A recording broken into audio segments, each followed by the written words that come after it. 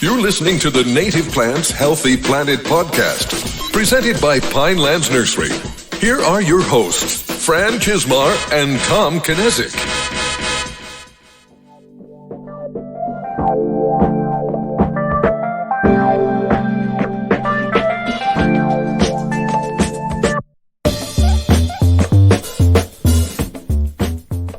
If you are listening to this episode, then we have some very good news for you. Welcome back to the Native Plants Healthy Planet podcast presented by Pinelands Nursery. I am Fran Chismar. And I'm Tom Kinezic. And like Fran said, if you're listening to this, I just became a dad.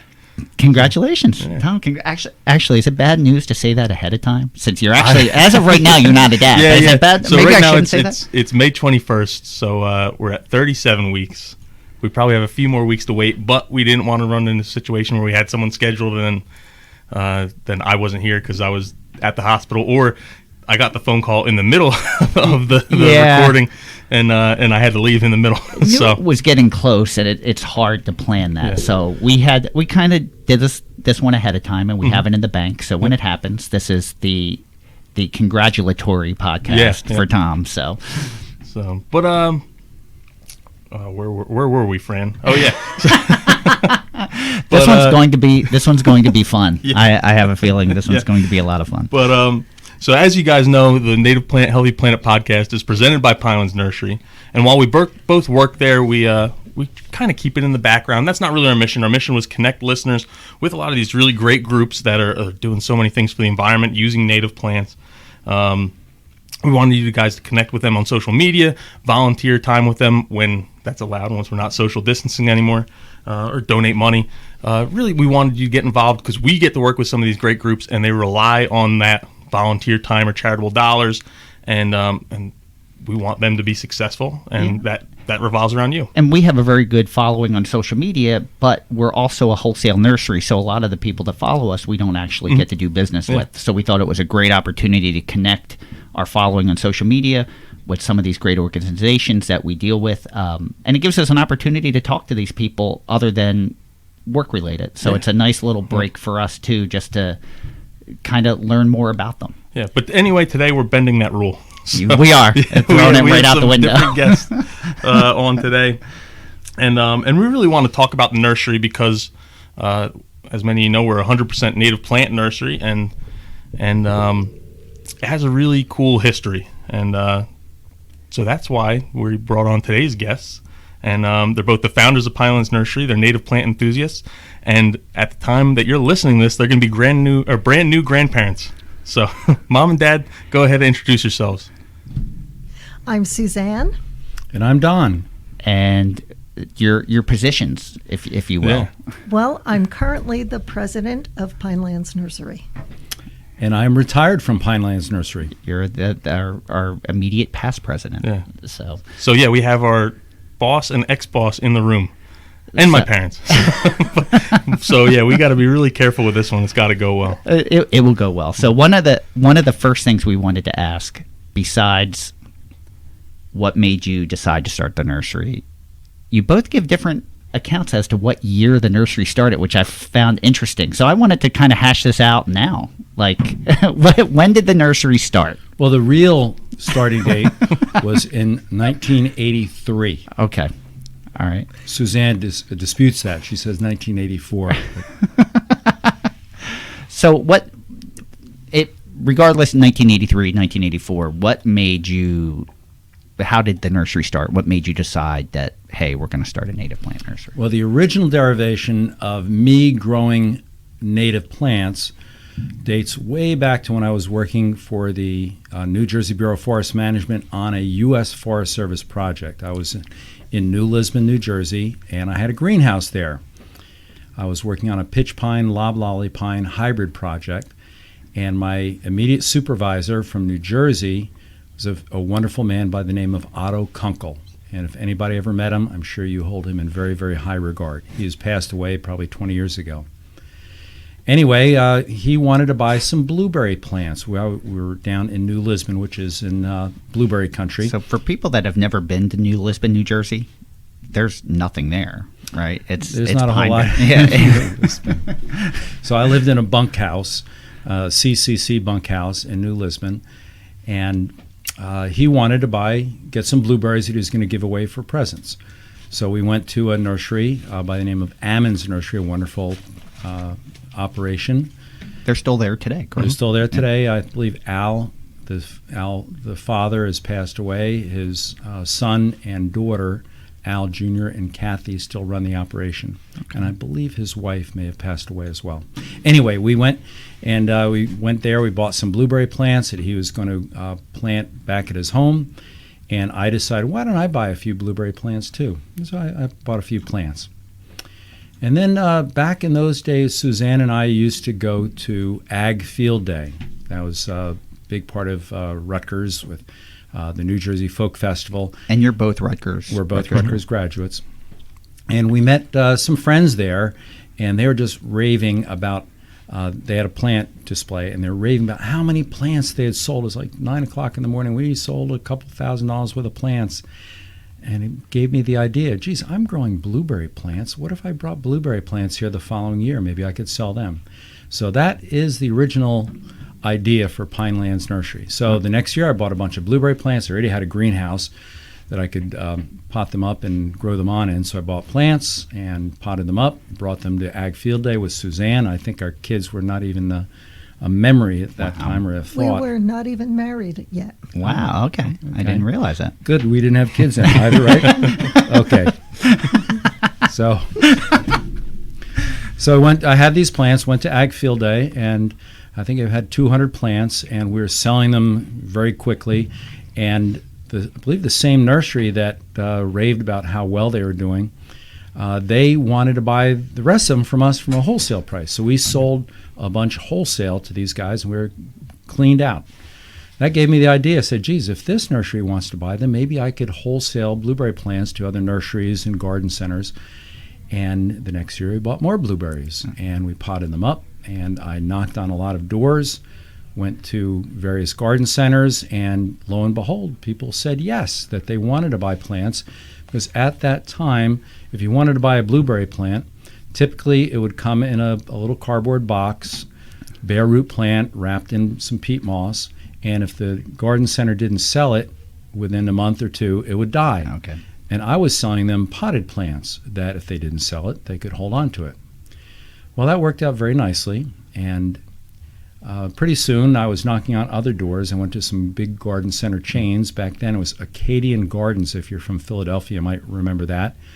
And then also I went to Flower Time. And Flower Time, they were out in Long Island, based in Long Island at that particular point. And they liked the idea. And not only did they want me to grow blueberries, they said, can you grow raspberries? Can you grow blackberries? Can you grow grapes? And gradually we started growing lots and lots of small fruit plants. And within a few years, we were selling to, is it 73 different stores in about 12 or 13 states. Wow. And Mom, what were you doing during this time? Well, I will take it back to 1983. Yes, we did go back to Ag Field Day and sell blueberry plants, but it was in 1984 when the landscaper brought the rest of our blueberries at Ag Field Day. And by the way, this dispute is the reason why I'm retired. And so that's when we really had the idea to market to landscapers and garden centers. And we registered as a business in 1984. And I can remember the day before our wedding, we were at our apartment, we were waiting for a furniture delivery, and we had this nice flyer Don made up, and we were folding them and putting them in envelopes and getting them ready for a mailing. So now, at this point, was it a like when you're selling to 73 stores, is it a full-time nursery at this point? Now, Suzanne, you were still working a full-time job. I was working in New York City in telecommunications. Were you still a forester at that point? I had been offered a position at Rutgers as an instructor, an adjunct professor. Okay. So I was teaching forestry classes. But as far as the nursery goes, it was still just the two of you, correct? Just the two of us. So go through a day of what life was like for you at that point. Well, with selling to that many stores. I'm skipping a few points here, but okay. we initially, when we started out, I was working for the Forest Service, and then Rutgers. And this was gradually the business built over time. Okay. And eventually it got to the point where I could no longer stay at Rutgers and do the business. Yeah. So I resigned my position at Rutgers. Awesome. So, and that, how many years into that was that, you think? We had already moved to Columbus at that point, and there were a couple years you were working up in New Brunswick. But so we moved here in 87, so probably 88, 89, something like that. So at that when I stopped working at Rutgers. At that point, you had to have the conversation like, we see potential in this to be bigger than... And I had a very wealthy wife who was making lots of money in New York City, so I could just hang out and putter around growing a few plants. And what year was Tom born? Tom was born in 1989. Okay, so right about that time, you made that decision. So, so what was life like at that point? Like, go through a day, because it was just the two of you, correct? Well, Suzanne continued working until... What year was that? You had a full-time job in New York, and then you worked in Mount Laurel for a while. Then my job, I got a new position in Mount Laurel, and I worked there. And after Tom was born, I was able to work part-time for a few years. So I'd say in about 1993, I stopped working outside the home and the business. But you were, Don, you were potting, delivering, loading. Yes. It was the above. Full gambit. So it was... And then we hired a few local kids to work for us.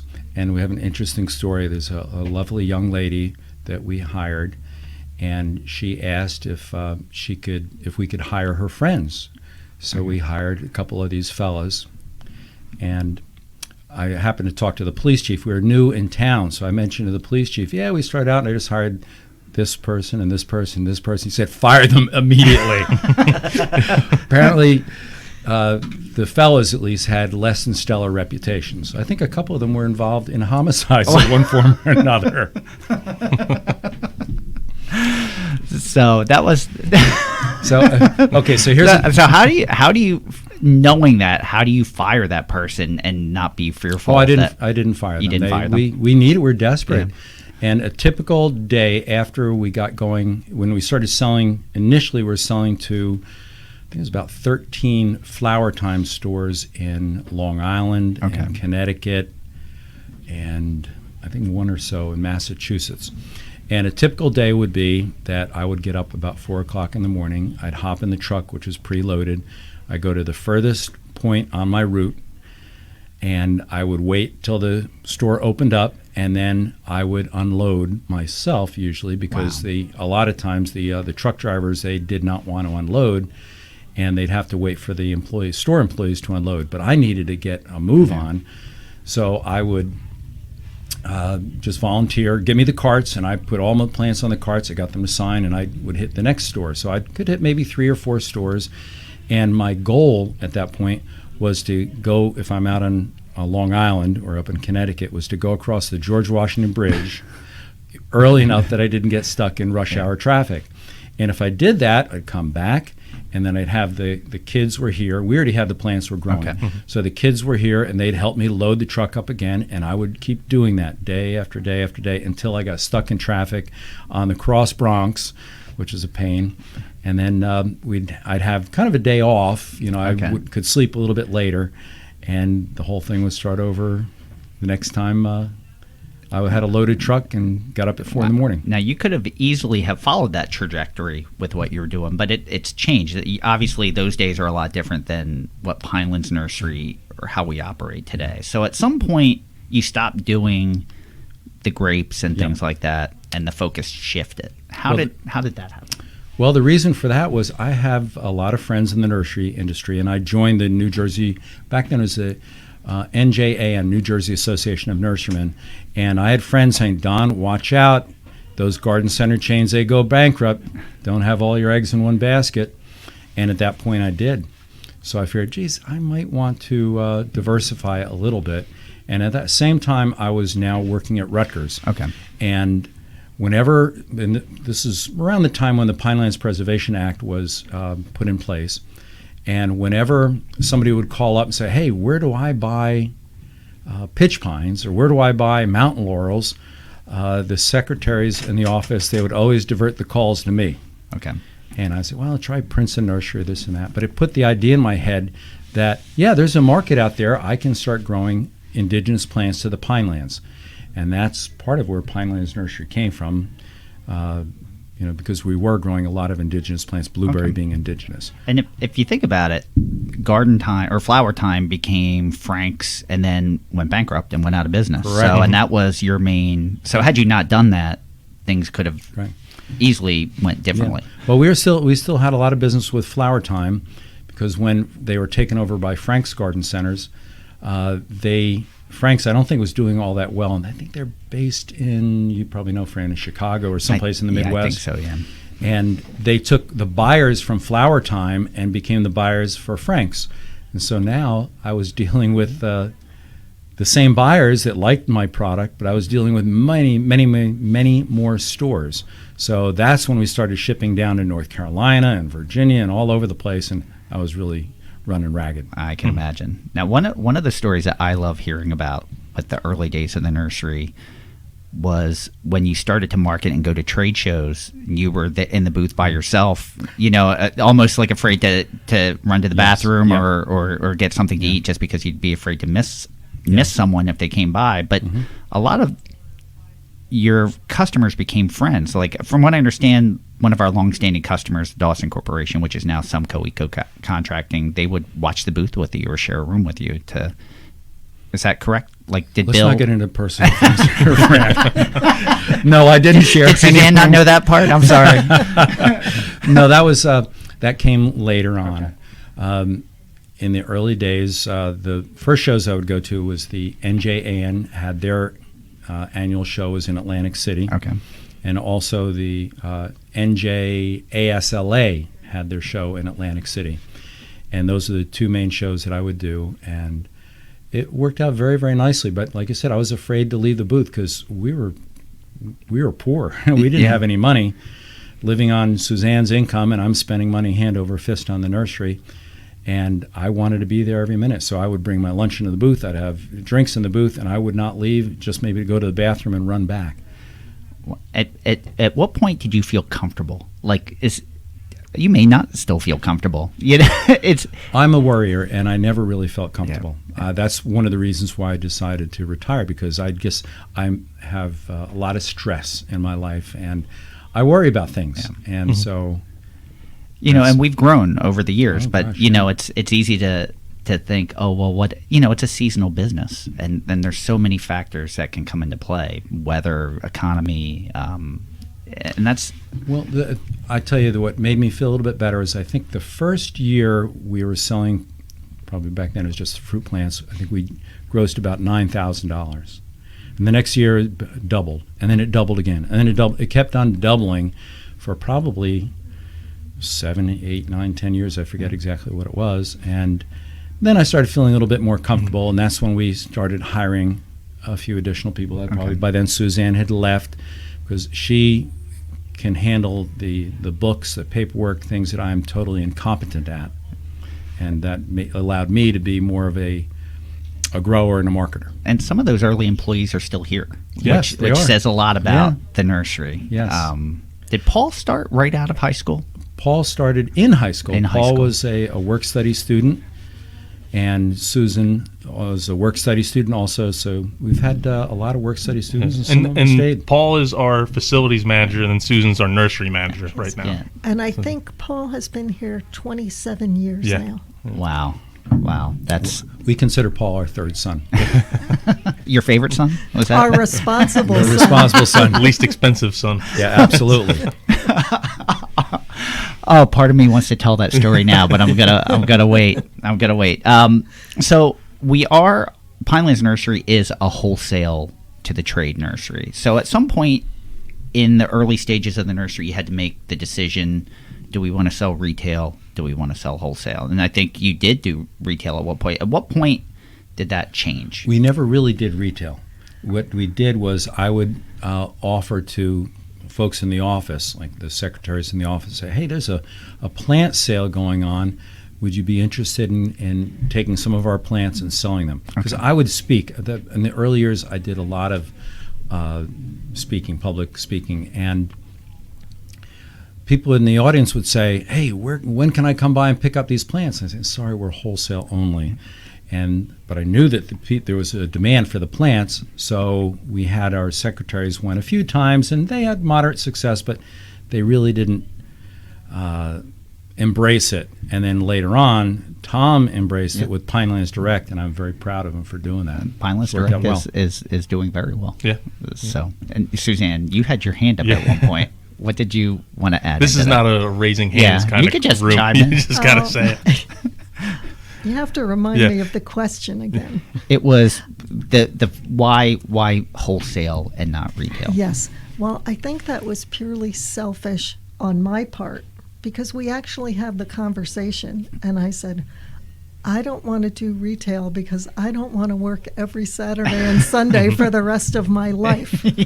And that's really what directed one of the major and that's very true. Choices that's for a that whole decision. That's a whole different commitment, even though you're already getting up at 4:00 in the morning and doing all those things. And I'm sure you were still working Saturdays and Sundays anyway at that point.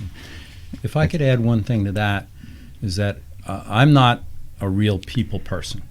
I can go to a trade show. In the early years, I'd go to the trade shows and I'd talk to people for 3 days straight, and then I'd be happy not to have constant conversations.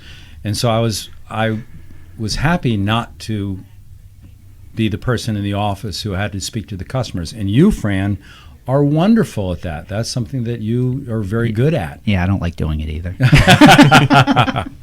Well, it's funny. I'm a very introverted person by nature, so it's really out of my comfort zone to do that and constantly being cheerful and happy and pleasant, and it's difficult. it's not as easy. When are you going to start being happy and cheerful? Oh, one of these days. One of these days I might. But no, it's one of those things where I find it interesting that that's the career path that I ended up following, knowing that it's still very difficult. I have to force myself sometimes. Well, you're very good at it. Thank you. I appreciate that. One of the things Don didn't mention was that we got involved with the Native Plant Society of New Jersey. I think at one point he said, what else should we grow? And I had mentioned, I've always wanted to grow wildflowers. And so we wanted to go down that path. So we connected with the Native Plant Society and just started finding out there was so much more that was needed in the industry and not available. And I think Don can discuss this more. Another thing that happened was further legislation. The Clean Water Act was passed. Okay. And so there was a lot more need for native plants for cleaning water. Not just in the Pine Barrens, but across the whole Mid-Atlantic, well, really across the whole continent. Exactly, because that was one of the points we were going to make was there's a difference between just selling native plants and selling restoration type material, and that's not talking about the quality of the material. That's just saying where the material goes. So that had to have been was a lot of these native restorations, was that new at that point? Were there absolutely new? Okay. So that's a huge learning curve. Yeah, and I like to think that we followed the wave of regulations. We started out with the Pinelands Protection Act, then the Clean Water Act. Stormwater. With stormwater protection, and now NPDES about 10, 15 years ago, whenever that came into effect. So I teasingly say that people don't want to buy our plants, that they have to buy our plants. Yeah. And one thing that just came to mind is that a person that I really have to acknowledge is Dr. Edgar Garbish, that he helped educate me on herbaceous wetland plants particularly. That I had taught dendrology at Rutgers, and so I knew my woody plants fairly well, but I didn't know herbaceous plants at all. And so I went to a number of meetings where he spoke and had a dinner or two with him, and he was very, very generous. And at that time, he still had his nursery, environmental concern, but he basically trained me to be a competitor, and I like to think of a friendly competitor. I think he trained a lot of people. I've heard a lot of people say that. Yeah. So, and he's very well respected in the industry for kind of I mean, did anyone have a restoration nursery before he did? No, Yeah, he was the one. He pretty much invented the field of wetland mitigation. So, along with plant material, there's also erosion control material associated with that. And I'm sure at the time it was new technology. Core logs, which we talk about as commonplace now, I'm sure weren't as commonplace back then. Well, with the Clean Water Act, people had to make sure that they weren't having eroded stream banks and pond shores, because the number one source of pollution, at least in the bays, is sediment. So we want to try to keep the soil in place. And way back, I guess it was right around 1988, 89, I was introduced by a fellow by the name of Sven Hoger, another good fellow. And he was importing coconut logs in through Germany. I believe they were coming from Sri Lanka initially. And he had a company that, what's his habit? I can't remember the name of his company. Habitat by Design. No, Habitat, that's Jeff Keller, if I'm not mistaken. I'm trying to remember his... Creative Habitat is the name of his company. And he was selling what he called fiber sheens. And I worked with him on that. He contacted me. We started growing plants for him, grew them here, and that we had a good relationship. And then he ran into some problems with some another competitor from Germany, and there were threats of lawsuits, and people were threatening me, and it got very, very dicey for a while. But, I mean, core logs are standard practice now, I think. And there's more technology out there now. There's silt socks and things like that. But it was, I'm sure if it was a learning curve for you, it was a learning curve for our customers as well, learning how to do this. Well, that's one of the things that we did was we became a resource for a lot of the companies, engineering companies, environmental consultants. They didn't have any experience in this, so we would help them with their designs. And after a while, they became educated themselves, and they were able to do all the designs on their own. Is that one way you tried to differentiate yourself? Did you have a lot of competition at that point? I know today we have, there's a fair amount of competition. And there's, even when I started here 13 years ago, there's more native nurseries than there was when I started. In 1989, I think was when 1990, we put on our first native plant symposium. Okay. And there were very few competitors at the time. There was Arrowwood Nursery further south in New Jersey. There was Octoraro Nursery, and we were all new at this. I want to just, not to interrupt, that we're very friendly with most of these people that we're talking about. It's, we're saying competition, but a lot of these people are friends. And a lot of that's because there's just not, there's probably more demand than there is supply. Yeah. Even today, there's still more demand than there's supply, and we could all be successful and still are all able to be successful, even though... And occupy a space in that. Well, that makes me think of this story, that we used to go to the MANTS show, Mid-Atlantic Nursery Trade Show, and for several years, we were the only native plant nursery there. And one year, another nursery showed up, and I was heartbroken. I said, oh my gosh, the world is coming to an end. And then the next year, another nursery or two more nurseries showed up. And after a while, I'd always come back and I'd be very concerned. But after a while, I realized that, the pie is getting bigger and bigger and bigger. And I stopped being so concerned about competitors and just worked on growing great plants here and just building the industry. When I think of information, I think of the catalog that you had put together that a lot of people say they keep on their desk because it's a great source of information. But Suzanne, you were starting to talk about the symposium, which is the one thing that I think our customers almost look romantically about when they think back about them. And I think romantically of them too, because Don and I had a budget of like $1,000, and we decided, we're going to put on this native plant symposium so we could educate people about what plants were available, where they grew, how they were used, and also about the biologs or fiber sheens, however you want to refer to them, and core fiber logs. And so we decided to put on this meeting for free. There was nothing like it at the time. Don was very well connected. He was for someone who wasn't a people person, he was great at networking, and so he made a lot of contacts in all parts of the industry. So we knew designers, we knew DOT people, we knew installers, we knew people through all parts of the industry.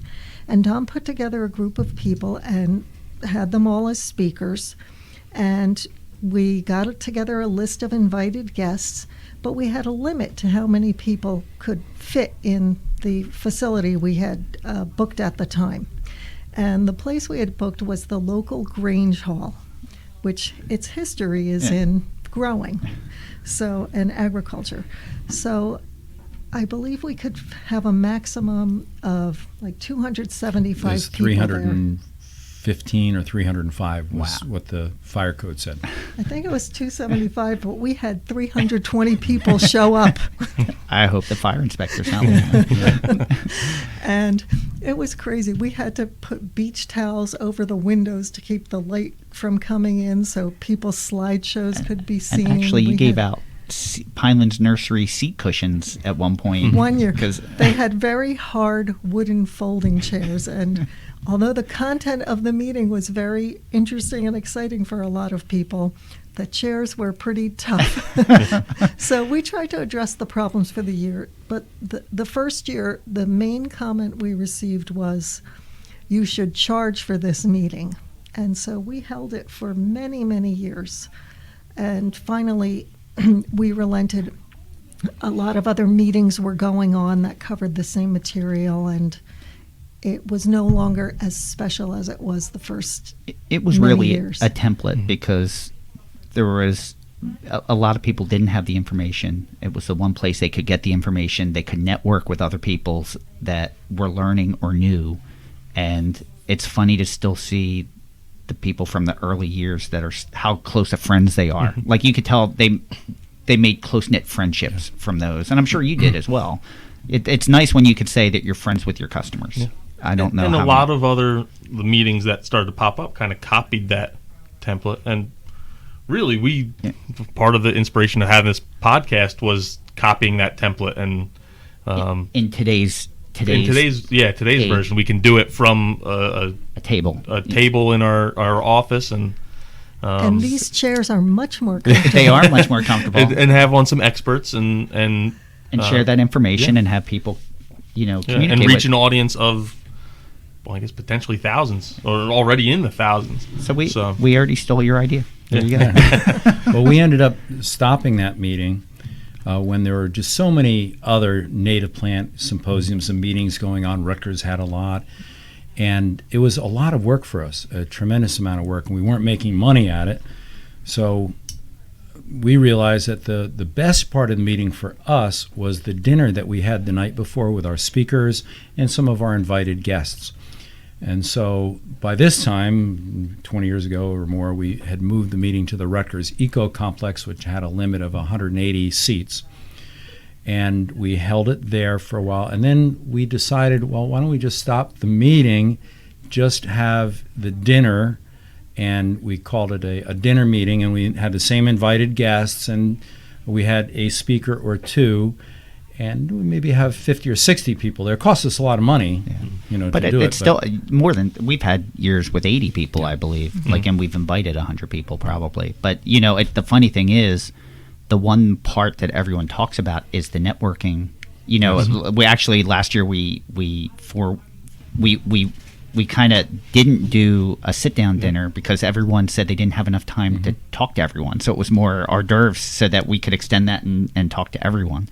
That's how the meeting was designed, to be an opportunity for people to network. And there are people that maybe had worked together 20 years ago and they don't get to see each other anymore, and then they'd all come back to this meeting and they get to talk and renew. And that's one of the differences really with restoration than you'd find with a lot of other, I guess you still find it with some other landscape design, but you have a regulatory agency in a lot of cases. You have a landscape architect, you'd have a contractor, you have multiple subcontractors.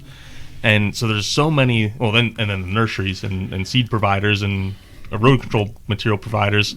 So there's so many layers, and this was a place you could get all of it. At least our favorite ones, all in the same room. The diversity was there. I mean, last year we had competitors, we had customers, regulatory, academic, a little bit of everything, which it's impressive for everyone to get along and have a good time and be happy afterwards. So, I'm proud to say that some of our customers are my friend and some of our competitors are my friend that will trade text or phone calls, or you're next to a competitor at a trade show or a conference and you're exhibiting and you're sending people back and forth to each other because you appreciate what each other do and you each have your own when niche. you did that, Fran. Yeah. Only kidding. Oops. No, I mean we all have our own niche, and we just said we all have our own space for it. But there's only so many customers. We all share that same customer base, so it's you want to do right by the customer, and that's one of the things I appreciated when I came here more than anything else was that we always do what's right for the customer. If they're doing something that we see as wrong, we tell them it's wrong. It's easy to take an easy sale, but you want to be part of a successful project. So we always give them, if the best product is something we don't grow, we steer them in the right direction and give them other names and give them other places. And that came directly from you, Don, which that was novel for me when I came here, because that was never, in sales, you take that sale, and you move on. But it's a much different atmosphere here. And that's one of the things I appreciate it most. One of the other things I'm proud of, when I talk about the nursery, one of the first things we say when someone comes up and says, tell us about Pinelands Nursery. And one of the first things we always say is that we're a completely native nursery. 90 to 95% of what we grow is from seed that we collect ourselves. Now, at what point that, obviously you didn't start off collecting seed and growing everything. You were maybe buying in liners or doing other things. At what point did you see that focus shift? Well, herbaceous plants, we collected all our own seeds, so I really had to learn to be a better botanist than I was. As far as woodies, we purchased a lot from a local nursery and other nurseries, basically bare root plants, and it was difficult because they didn't always come in very good condition. And we might have great success with one species and 95% mortality with another. And my goal always was to grow the plants ourselves, primarily in tubulings or pots, small pots, and have a year's backlog of plants so that we always had plants available. And we had to do it by seed, and it worked out very, very well for us. Awesome. And, especially in today's market with the push for local ecotype, it's worked favorably for us because that's how we've operated. Before there was a demand for it, that's how we were operating. So it was one of those things that maybe you didn't realize it at the time, but it was. Well, that's always been a push of mine, was to grow local plants because I recognize the importance of it. Unfortunately, landscape contractors generally don't. They're just going to find the cheapest plant possible, no matter if it came from Texas or Vermont or wherever. So what we had to do there is to educate the landscape designers and landscape architects and the regulators so that they would specify that the plants had to be local. And local genotype. In come the symposiums. There you go. No, it's what do you think? Going back, we've been discussing over 30 years of history. What's one thing you know now that you wish you would have known when you started? Can you think of one thing?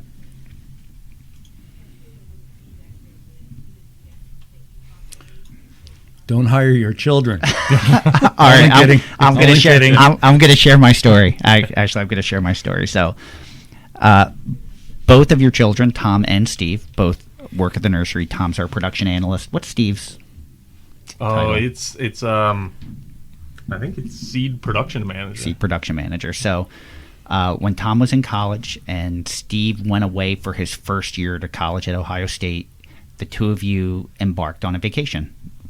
By yourselves, and you were driving across the country. So you're getting ready to leave, and I know you were kind of nervous, and you finally left, and then Don popped his head back in the door and said, if we die on this trip, don't let my kids run the nursery.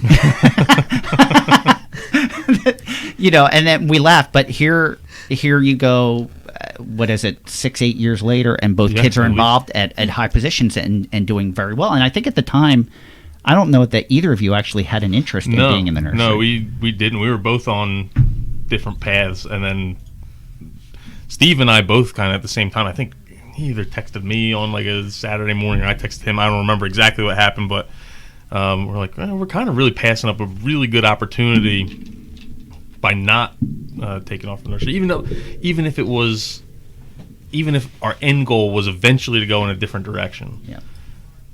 It would be a lot harder to get there starting from 0 than starting from 10 or wherever I'd like to say that I am very, very happy to have my kids work in the nursery. I think they're both doing a very, very good job in their own way. The one regret that I do have, though, is I heard this from many different people, is don't just hire your child. Let them go work for somebody else for a while. And then they can come back and they can bring new experiences, but also learn what it's like to be a real employee and not just the child of the owner. Yeah. And I think that would have been helpful. I think what's interesting, what I feel both Tom and Steve both bring, is neither of them went for horticulture per se. Tom, you were a business major? Agricultural business. Ag business, and Steve was wildlife biology? Forestry, fisheries, and okay. wildlife. All right. So related. Related, but not directly. So even though they grew up in it, their majors could have taken them in completely different directions, but they're able to We thought Tom was going to be an ag education teacher, and Steve was going to be a wildlife biologist. Yeah, and here they are. Here they are. So I will share the one part of the story that none of you know is that you were gone for maybe 5 minutes and I got injured. It was maybe 5 minutes and I was injured. So, and we're like, don't call them and tell them. You just can't leave the children unattended. And it was unwork related too. So I had a blackmail photo on my phone of an employee who was smoking cigarettes. And I said that I was going to text it to you. And the employee doesn't work here any longer. And someone said, let me see the photo. And I handed them my phone, and they ran away with my phone and was trying to delete it. So as I chased that person, they slammed a door into me. Oh. And I went down. And yeah, this was, I don't even know if you were out of Columbus yet when it happened. So I figured I would share this now when it's kind of hard to get mad at me. Yeah. Tom, would you consider Fran an essential employee or a non-essential employee at that point? Yeah. But, I don't know. It's a good, but definitely an essential employee. Thank you. Teasing. Oh, but we have fun, and one of the things that I think our customer appreciates is the environment here at Pinelands Nursery. Everyone's accepted, everyone's welcomed. We have a lot of fun, but we do a lot of great things. We offer a lot of good information, and we do good business. And I think that shows with anyone that's dealing with us. So, and that comes from you. It could easily.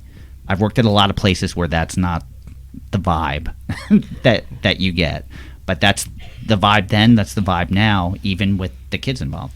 So, I take a lot of pride in that. And when you go to a business where the owners, managers are not nice to their employees, to their customers, you can tell. You can tell right off the bat. Yeah. And I always wanted to treat our employees the way I wanted to be treated. Yeah. And you do. You do. Mm-hmm. It definitely shows. Let's talk a little bit about the nursery today and what it's become. We've talked a lot about the history, but today we're one of the largest, if not the largest, 100% native plant producer on the East Coast. How did that happen? And like, what time frame was it where you went from small nursery to, I guess we're still not a big nursery, but for where our field, we're a big nursery. For what we do, it's big. Suzanne will tell you that as soon as I retired, all of a sudden the nursery took off. Well, better management. We did have a very good year last year, Don, but I think it was the years you were growing up, Tom. We lived simply at home. We had a lot of rooms without any furniture in them, and we just kept reinvesting our money into our own business. And so we physically grew with more greenhouses, more irrigations, putting up outbuildings. There was a time when our office was in the basement of the house, and we actually built an office and moved out to the office. So 5 or 6 years old before you had your first pair of shoes. Is that right? I think I was 7. 7. But even throughout the growth, though, I think you were. I could say you were definitely met with resistance from some of us employees too. I know I resisted coming from large nurseries. It's not a great thing for me to say, but every nursery that I've worked for is no longer in business, and they've all been large nurseries, and you've kind of seen that business model change. So it's scary. It was scary. I'm sure it was scary for you. It was scary for me to keep forging ahead and getting bigger. But I guess it's how you do it, and you do it smart. Well, as Tom and Steve are complementary to each other, I think Suzanne and I are complementary to each other, that I would want to expand and do this and do that, and Suzanne, who watched the books, she would reel me in and say, well, we can't really afford that. And so I think we grew responsibly. Now, I do remember Tom going off to his Eagle classes. Tom, what does that stand for? Executive Academy for Growth and Leadership. And of some of the largest nurseries in the country have sent their managers to that, or owners to it. And one of the things that Tom came back with was that we should be spending more money, borrowing more money to expand. So that is what the industry is saying. We didn't necessarily do that. So we tried to expand from our own whatever profits we had. So we expanded slowly. But it's been good. And one of the other things that I think has helped, we talked about it being a seasonal business, and sometimes you have to weather what the economy is and things like that. If governments have money to spend on restorations, or if there's private money to spend on mitigation, that type of thing. And I don't know if it was necessarily by design, but we are a very diverse native plant nursery. And not, we're a northeast wetland salt marsh. That's our specialty. But we grow woodies, we grow herbaceous, we carry erosion control, we produce seed. We produce seed, which was a new direction that Don started a few years ago before he retired. And that's very helpful when one side is bigger. And we have our own propagation department. I don't know that all of our competitors can say that as well. So I think that's helped us weather the storm when we see on yearly occasions where one product line is up, the other one's down, and they'll reverse 2 years later. Was that a plan? Did that just happen? Or no, it was planned, because I could see that the demand for native plants was strong, but there are more and more native plant nurseries out there. We have quite a few competitors, and figured, okay, well, maybe we need to do something a little bit different instead of just selling the traditional 1-gallon shrubs, 2-gallon trees, and plugs of herbaceous plants. So we figured, well, let's try growing some seed, and then the number 7s. We now grow trees in number 7, so we just expand the market. And we've expanded in size where since I've been here, you've purchased 2 additional farms that are local. We've expanded, like you said, 7 gallons was new for us just a couple years ago, so we keep adding to it. And it's not frowned upon, and you were willing to take a risk, and I'd say some of those might have been really risky. Like some of those things may not have worked out, but they worked out. So I appreciate the risks that you have taken, because with how much you've invested in the nursery and how it affects your family, you lived very close to the vest for a lot of years, like hoping that those risks paid off. And we took risks that didn't really work out. Yeah, there are a lot of things that we did that didn't pan out very well, but we were conservative enough in taking those risks that we didn't risk the nursery going under. Yeah. So we've had a number of our things that just didn't work out the way that we had hoped. Do you hope that even though you're retired and obviously you're president, and at some point Tom and Steve will be the next generation, and then Tom has a generation coming on after that, do you hope that it keeps expanding? What are your hopes? Like what is your dream when you finally step away, Suzanne? What are your hopes for the nursery? Well, they're really simple, Fran. This nursery afforded us a very good life. And, we put work into it. We put our resources into it early on, but then it afforded us a very good life. And that's simply what I would want for my children, to be able to enjoy a good life from this business. I think Don might see that differently. Well, I look at it that the property that the nursery is on is owned by Suzanne and I.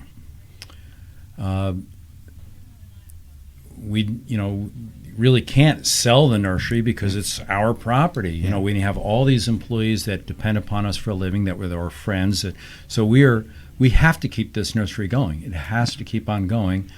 So I'm hoping that this will be our retirement benefit, is that the boys will continue to run the nursery well. And one thing, I haven't said this yet, but before this interview is over, I want to mention that initially I did everything in this nursery. I was the truck driver, I was the potter, I did everything.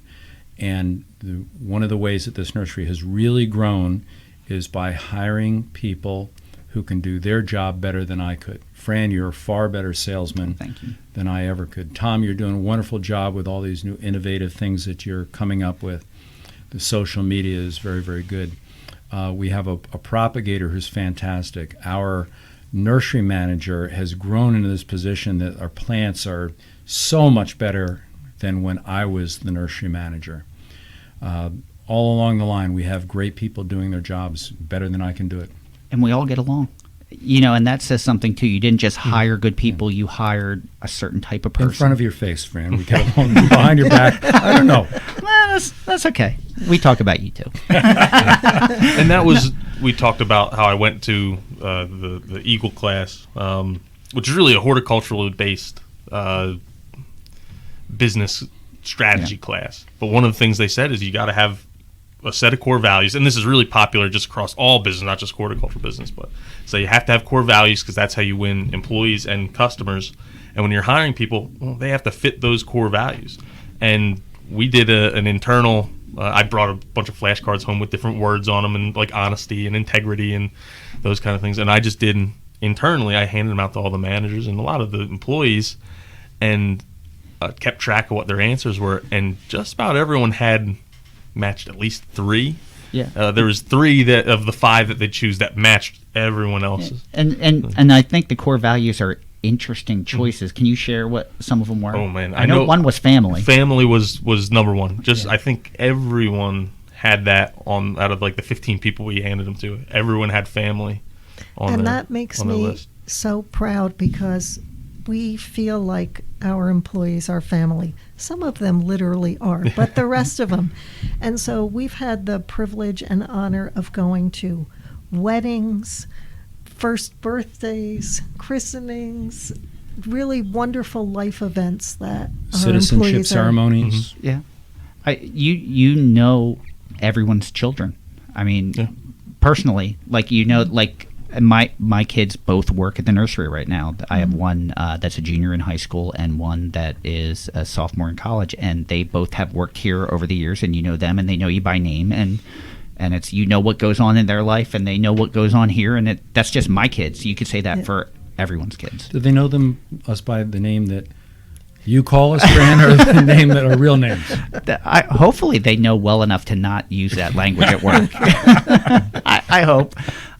But it's, you know, I look at one of my favorite things that Don has ever said to me, and I know I've mentioned it at your retirement, was that we were standing out front we were looking at the rain garden out front, and we were just kind of standing looking at the nursery, and I had mentioned to you, did you ever think when you started that the nursery would ever become this large and what it is today? And you went, I'll tell you one thing, I know my in-laws didn't.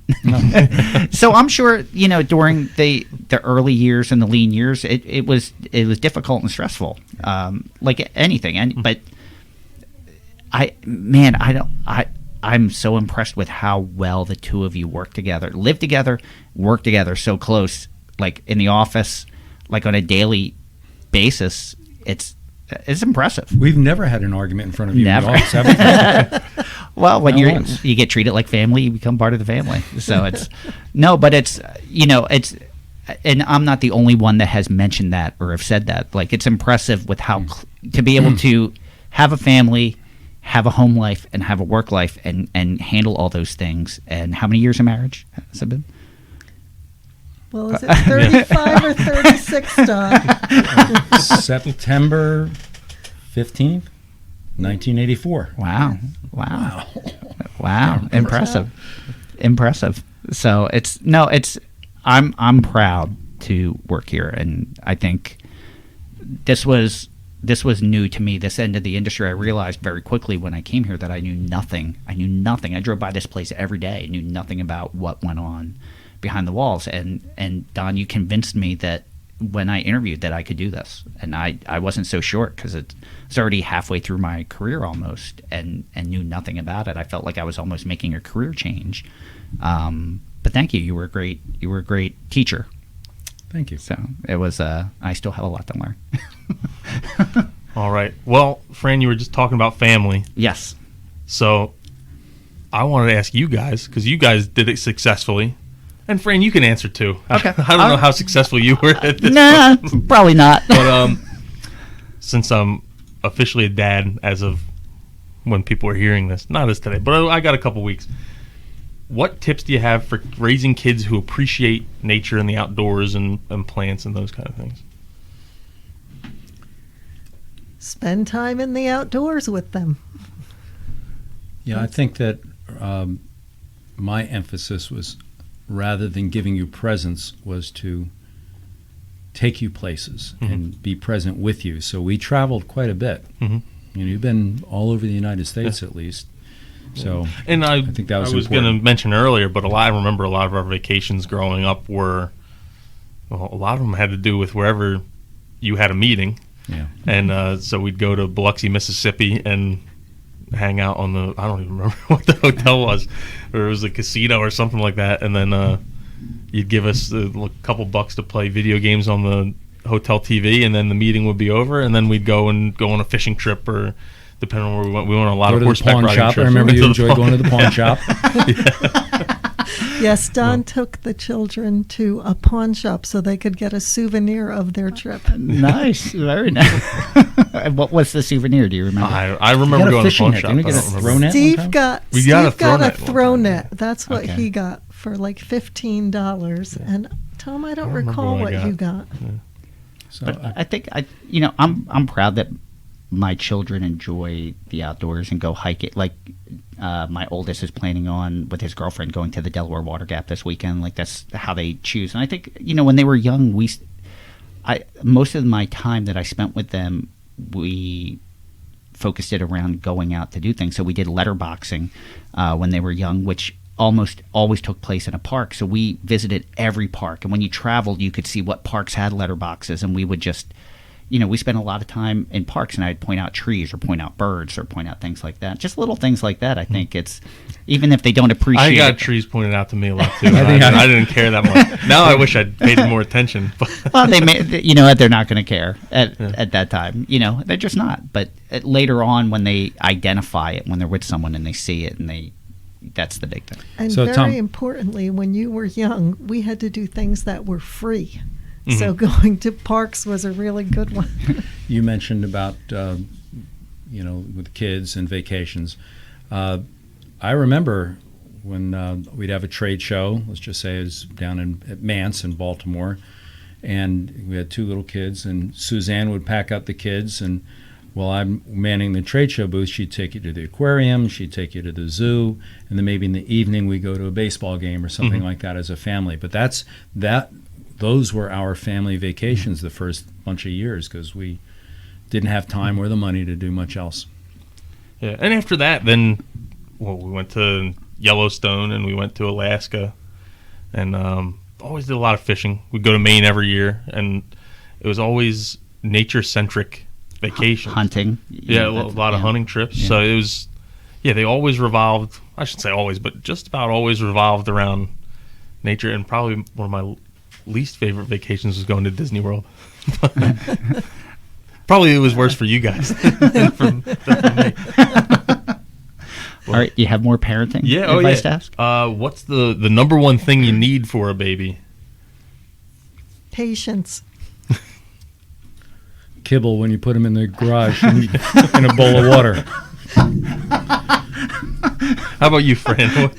It's patience. I agree 100%, because it's there's so many things going on in your life when that child comes into your life, and it's real easy to get diverted or occupied, and it's just trying to step away and make sure you give that undivided attention, or it's and be forgiving, because sometimes you're not going to have the patience, you're not going to have had the sleep or the time to have that conversation. Just if you could do patience, that's and if you don't have it, you will. Yeah, you will. One of the things my wife and I have been talking about a lot, and trying to, we probably haven't done a good job the last couple months with all the COVID stuff going on, but before that was trying to not be on our phones as much, because we knew that we couldn't be on our phones once we had a baby, and really a toddler, when they're seeing that activity a lot, and how hard it's going to be, just because you have constant distractions really at your fingertips between TV and phones and all that. And along the same lines, Tom and Steve were very upset with me because I didn't allow them to play video games. No video games. Yeah, no video games, no Nickelodeon. Well, we got PBS. I would keep that phone or iPad or everything away from your child for many, many years. Yes. Yeah, I agree. Take them outside. We've even talked about park. keeping the phones away from ourselves when we're home, and just kind of put them in a drawer, keep them on the counter, and if we're walking by, okay, you can check something real quick, but if we're eating dinner or in the family room, leave the phone someplace else. And I still do that with my boys, even at their age. We do one night a week where we watch a movie together. We'll pick, we're going to watch all the Marvel movies in sequence, or all the Star Wars movies, and that's our time, and we'll do something special, make something, and then we watch a movie.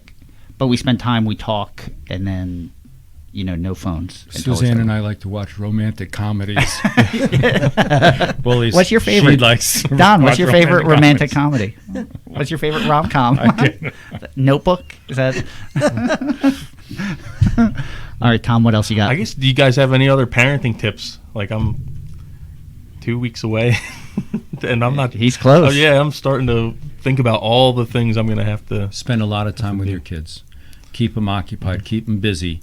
You guys are always busy with sports or doing something, and that keeps you from getting into trouble. You more so than Steve, but out of trouble. Yeah. Go ahead, Susan.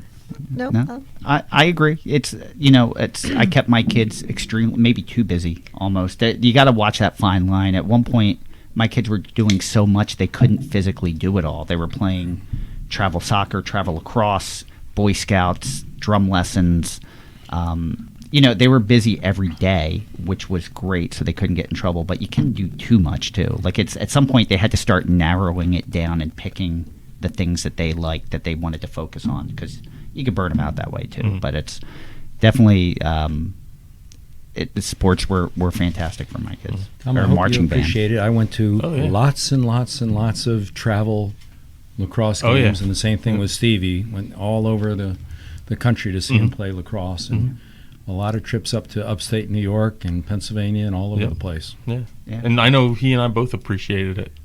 So, because I know a lot of my friends, especially in college, a lot of my friends didn't have their parents there all the time, and looking back, it was something that was always really nice. Yeah, and even if it's not sports, my youngest does marching band and ROTC, so I travel for those things. It's just, as long as they're involved in something, I think they find their biggest sense of community that way, where they, I think my oldest, his best friends are all ones that he started playing lacrosse with at fifth grade. That's his friendship group.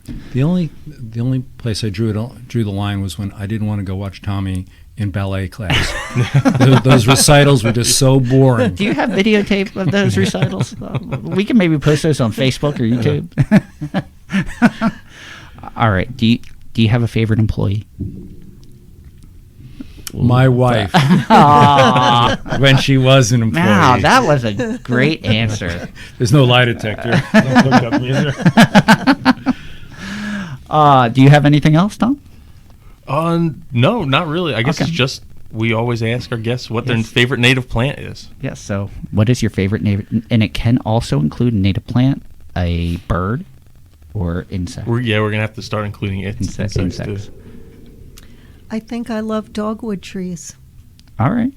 Okay. How about you, Don? And I love Spartina Alterniflora because it put my kids through college.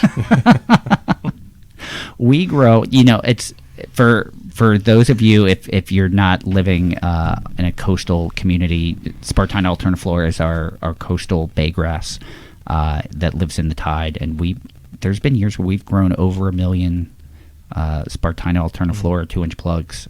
So it's a lot of restoration that's happened along the Northeast, basically from Boston down to Virginia Beach. And I guess we kind of glossed over that before, but the focus of this nursery is really on a lot of these restoration projects, and some of them can be really, really major and require hundreds of thousands of plugs, which is one of the things that makes it more appealing than retail when you're selling ones and twos of some stuff where you can sell 100,000 in a 5-minute phone call. Yeah.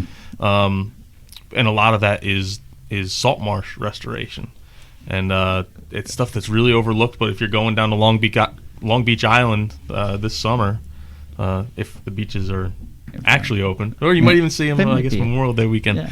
But if you look out on the left and right, all that grass, or I shouldn't say all the grass, but most of the grass that's out there is Spartina Alterniflora or Spartina patens, or. And you can drive by and certain places and know that it came from here, which is kind of fun to do now. Like when you go over the new bridge into Ocean City or the new bridge into. But those plants are stopping erosion and holding soil in place, creating habitat for fish.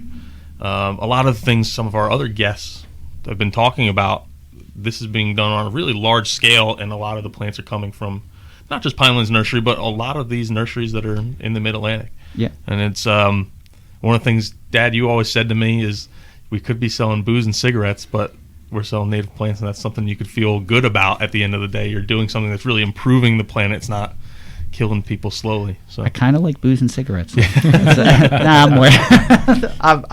I'm very proud of what we do and the projects that we've been associated with, and it's a really good feeling with the science behind it. You didn't just sell something that got put somewhere because someone thought it was pretty.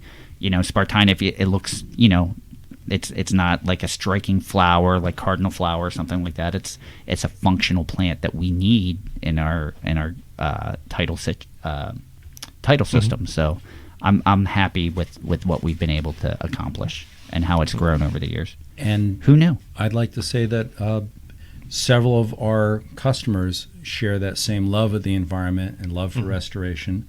I'm not going to mention all the names, but Bob and Bill and Ed and Griff, those are people that really share the same feeling for the environment that we have, and I'm proud to know those guys, and they've been a big part of our business. And it's you can't help but to think if Pinelands Nursery hadn't become as large as it had, would there be as much need in restoration? Like if you were able to meet the need, like I don't know, would some of these jobs have occurred if Pinelands Nursery didn't exist, or Pinelands Nursery didn't grow the way it grew to be able to meet some of this demand? I think they would. I think so. I think it would have evolved to that. Yeah, the nurseries will respond to the demand. Okay. All right. Awesome. All right. So we always give everyone one final thought. It can be anything. I should have saved what I just said for my your final thought. Whatever. I'll come up with another one. Dang, me too. All right. Suzanne, you go. My final thought is to congratulate Tom for making me a grandmother, and I know you're going to be a great dad. Thank you. Awesome. Go ahead. I guess my favorite thought is just the wonderful people that we have working at Pinelands Nursery. That we've got some terrific people here that are very competent at what they do, and also just wonderful people. And Fran. And Fran. All right, I'm going to let you go last, Tom. So I'll just say, I'll welcome you to the world of being a dad. It changed my life for the best forever, and it's one of the things I'm most proud about, because my most growth in any part of my life has been through my children. So without them, I don't know where I'd be because I was a mess before my kids. So I'm thankful that they turned that around for me. So congratulations and welcome to being a father. And I'm just, again, it couldn't be more pleased that this is the path that the career path that was chosen for me. I don't even know if it wasn't thought out that I wanted to be in this part of the industry, but now that I'm here, I can't imagine being in any other industry or part of an industry than what we're doing right now. I probably experienced more professional growth here than any of the previous years. So, and I'm thankful for that, and I'm thankful for the opportunity. Thank you. Yeah, and I guess for me is we kind of talked about it a lot today, but Pinelands Nursery is a family business, and specifically it's my family, but Just about everyone else who works here is part of that family. Well, everyone who works here is part of that family. Some of them longer than others, but like Paul, who we mentioned before, has been here for nearly 30 years. So basically, almost as long as I've been alive. Susan's been here a long time. Even Fran, you've been here 13 years now. Yeah.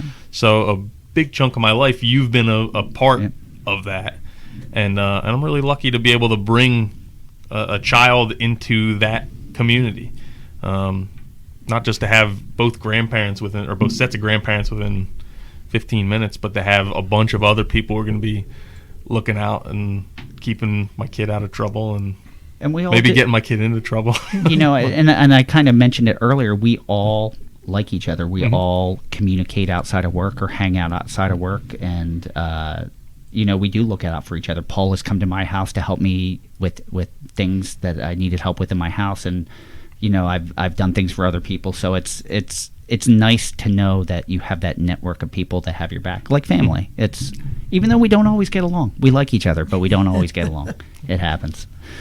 So all right. Well, with that, we want to thank everyone for joining us again. We really hope you enjoy listening and learn a little bit more about Pinelands Nursery and my parents, Don and Suzanne. And yeah, really, like I say it every time, we really appreciate everyone taking the time. It's you don't always get an hour where you can just kind of, your time's valuable, but you're choosing to spend it with us, and we really appreciate it. You're making a conscious choice to listen to us. You're not just turning on a radio dial and we're on, or a TV dial and we're on. You're choosing to spend time with us, and we appreciate that. Along with listening to us, you can follow us on Twitter at Pineland Nursery. You can follow us on Facebook at Pinelands Nursery NJ, Instagram at Pinelands Nursery, YouTube at Pinelands Nursery, and let's not forget about the brand new Native Plants Healthy Planet Facebook group. Let's keep the conversation going. Yeah, we've been seeing a lot of good stuff pop up in that group, and it's growing and growing, and we're hoping that it can become another form of that symposium where we have the experts and people wanting to learn, engaging in one friendly spot. And it's nice to see people that we don't know only through that becoming friendly with other people, like that. This is bringing people together. So, and we're very thankful for that. So you can listen to the Native Plants Healthy Planet podcast directly at www.nativeplantshealthyplanet.com.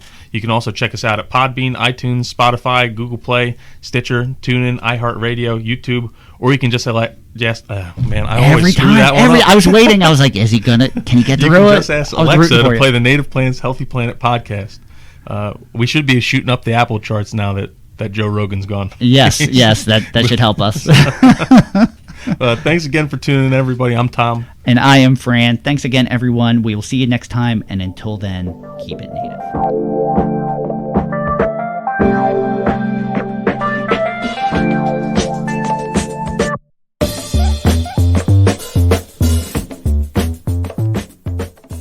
Thank you for listening to the Native Plants Healthy Planet podcast, presented by Pinelands Nursery. Remember to like, share, follow, and comment.